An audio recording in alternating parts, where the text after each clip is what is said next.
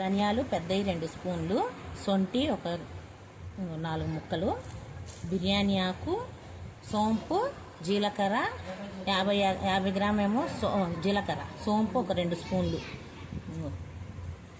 జాపత్రి, జాజికాయ పువ్వు, నల్ల యాలుక, గ్రీన్ యాలుక్కాయలు, చెక్క, లవంగా, మిరియాలు, ఇవన్నీ కలిపి మొత్తం పొడి చేసుకోవాలి. ఇప్పుడు మటన్లో నిమ్మకాయలు పిండుకొని 2 నిమ్మకాయల రసం పోసి కలిపిన తర్వాత కొద్దిగా ఉప్పు, మనం చూపించిన మసాలాలన్నీ పొడి చేసుకొని ఇలా సగం పొడి దాంట్లో కుక్కర్లో వేసేసి 1/2 స్పూన్ పసుపు, 1 స్పూన్ కారం, కొద్దిగా ఆయిల్ వేసి కలుపుకోవాలి. మొత్తం ఇలా మిక్స్ చేసేసుకొని మటన్ అందులో వేసేయాలి.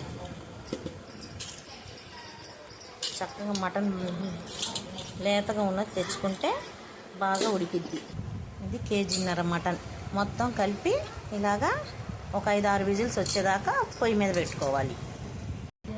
మొత్తం కలిపేసి ఇలాగా ఒక 2 గంటలు నానబెట్టినట్టు ఫ్రిడ్జ్లో పెట్టేయాలి. పెట్టిన తర్వాత ఒక 5-6 విజిల్స్ వచ్చేదాకా ఉడకనివ్వాలి. ఇలా బాగా ఉడికిపోయిన తర్వాత ఉడికిన మటన్ని పక్కన ముక్కలు తీసుకొని మిగిలిన వాటర్లో ఎంత ఉందో కొలత చూసుకొని డబ్బాకి 1.5 చొప్పున ఇంకొంచెం వాటర్ కలుపుకోవాలి. ఇందులోనే కలుపుకొని ఎసరు పెట్టుకోవాలి. ఈ మటన్ని ఫ్రై చేసుకోవాలి. మనం బియ్యం వండడానికి అన్నం ఒక దబరా పెట్టుకొని అందులో ఆయిల్ పోసుకోవాలి. నెయ్యి కూడా పోసుకోండి.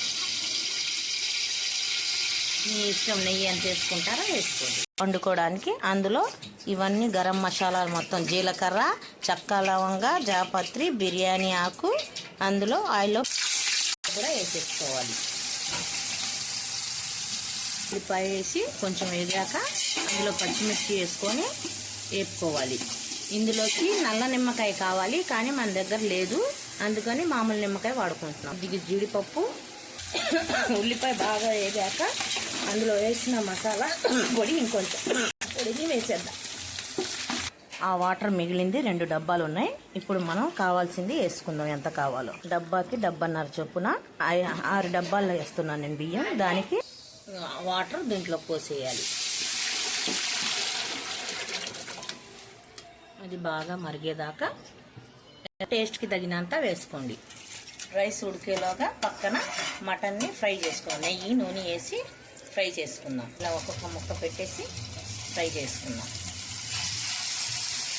ఎసరు వచ్చాక బియ్యం పోసేయాలి.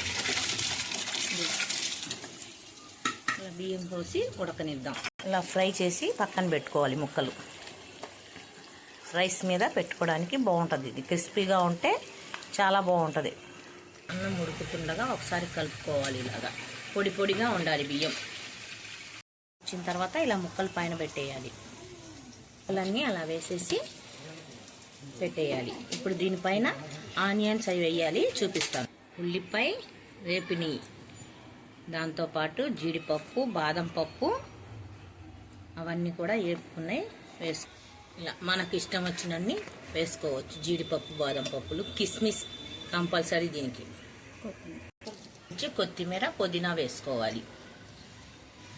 చూడ్డానికి ఎంత బాగుందో చూసారా? నచ్చితే లైక్ చేసి షేర్ చేయండి, సబ్స్క్రైబ్ చేసుకోండి. కొత్తగా చూసేవాళ్ళు సబ్స్క్రైబ్ చేసుకోవడం మర్చిపోకండి.